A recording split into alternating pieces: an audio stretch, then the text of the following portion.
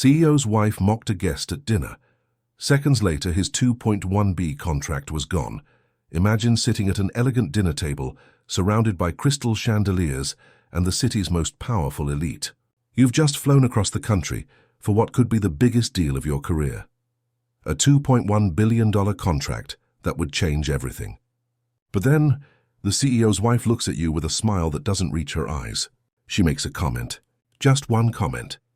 And in that moment, you realize that no matter how successful you are, no matter how many billions you control, some people will only see one thing when they look at you.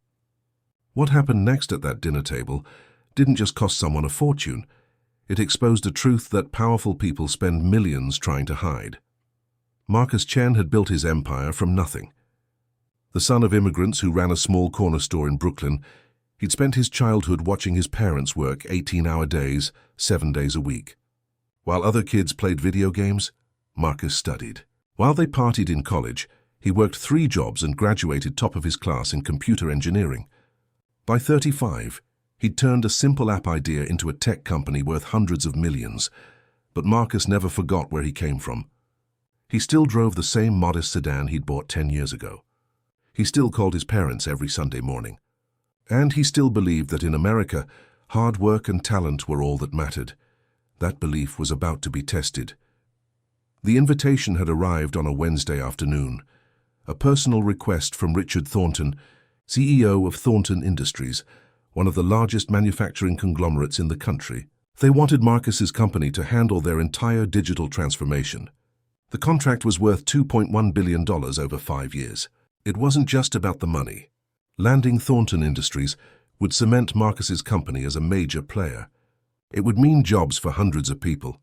It would prove that his decade of sacrifice had been worth it. The dinner was set for the following Saturday at the Thornton estate in Connecticut, a sprawling mansion that had been in the family for 4 generations. Richard Thornton himself had called Marcus, his voice warm and encouraging. They'd hit it off immediately during their initial meetings.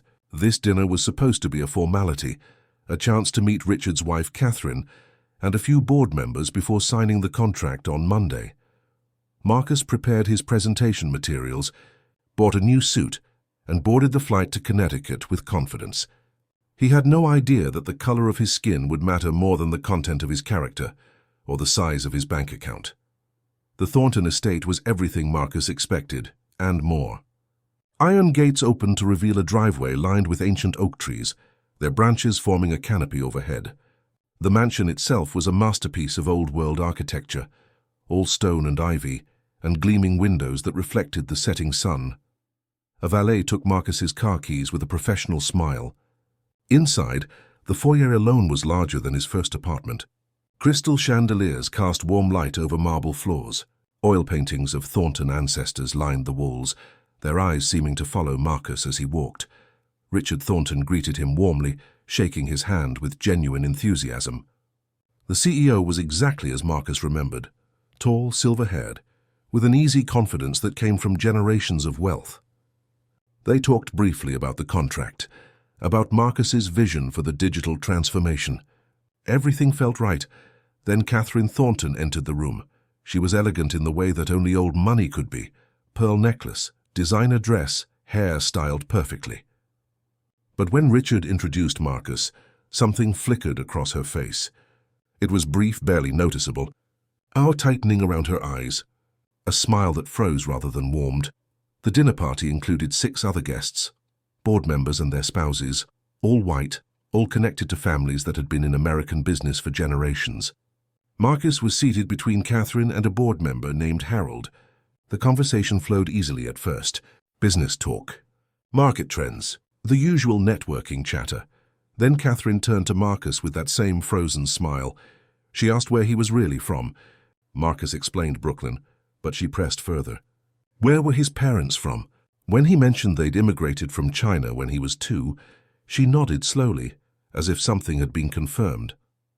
She asked if he spoke Chinese, if he celebrated Chinese holidays, if he felt more connected to Eastern or Western business philosophy.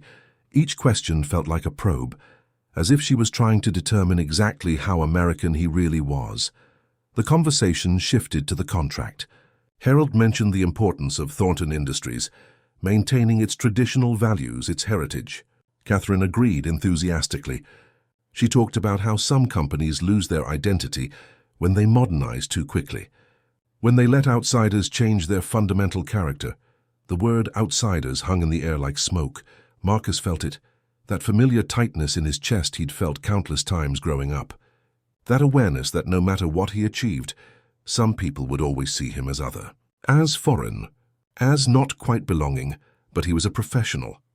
He'd dealt with this before. He smiled politely, redirected the conversation to the business benefits of the partnership, highlighted the success stories from his other Fortune 500 clients. Then dessert was served. Catherine was talking about a charity event she'd organized, laughing about the cultural food they'd served from around the world. She turned to Marcus, her voice light and casual, and made a comment about hoping the spring rolls had been authentic enough. She wondered aloud if Marcus could recommend a good Chinese restaurant in the area, somewhere real, not the Americanized versions that most people settled for. The table went quiet. It wasn't what she said. It was how she said it. The assumption, the casual reduction of everything Marcus had built to the country his parents had left decades ago. As if his expertise in technology, his billion-dollar company, his American education and success all disappeared next to the shape of his eyes. Richard's face had gone pale. He opened his mouth to speak, but Marcus beat him to it. Marcus set down his fork carefully. The crystal clinked against the fine china, the only sound in the suddenly silent dining room. He looked directly at Catherine, his voice calm but carrying a weight that made everyone lean in. He thanked her for the dinner, for the hospitality, for the evening. Then he stood. Marcus explained that he'd built his company on the principle that talent has no color, no accent, no heritage requirements. That innovation comes from diverse perspectives, not from maintaining comfortable traditions. He'd worked with dozens of major corporations, he said, and the ones that thrived were the ones that looked forward, not backward. Richard started to speak, his hand reaching out as if to physically stop what was happening. But Marcus wasn't finished. He told Catherine, told the entire table that he understood now. The questions about where he was really from, the comments about authenticity, the emphasis on traditional values and heritage. He understood that no matter how successful he became, no matter how many billions his company generated, she would always see him as the person serving the spring rolls, not the person investing in America's future.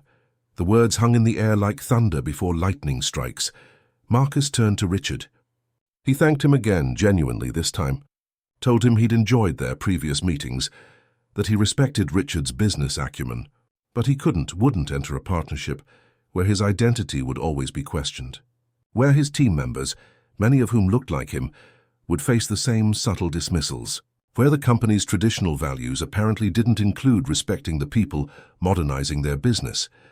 Catherine's face had gone from pale to red. A board member tried to interject, stammering something about misunderstandings. Harold shifted uncomfortably in his seat, but Marcus was already walking toward the door. Richard followed him into the foyer, desperate now. The contract was ready. They could sign tomorrow. Catherine she didn't mean. Marcus stopped at the threshold. He turned back one last time, and he said the words that would cost Thornton Industries far more than $2.1 billion. Marcus told Richard that he would be making a statement. Not out of anger, but out of principle. That this conversation, this dinner, would become a teaching moment about why diversity wasn't just a buzzword. It was essential for survival in the modern business world.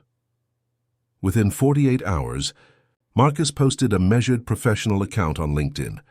He named no names, but the business world is small and word travels fast. Other tech CEOs who'd worked with Thornton Industries began sharing their own experiences, stories of microaggressions, of being mistaken for service staff at their own meetings, of watching contracts go to less qualified competitors who simply looked the part. The fallout was swift and devastating. 3 major partners pulled their contracts from Thornton Industries, citing incompatibility with their diversity initiatives. The company's stock dropped 17% in a single week. Board members who'd sat silently at that dinner table now scrambled to distance themselves, but the damage was done. Richard Thornton stepped down 6 months later.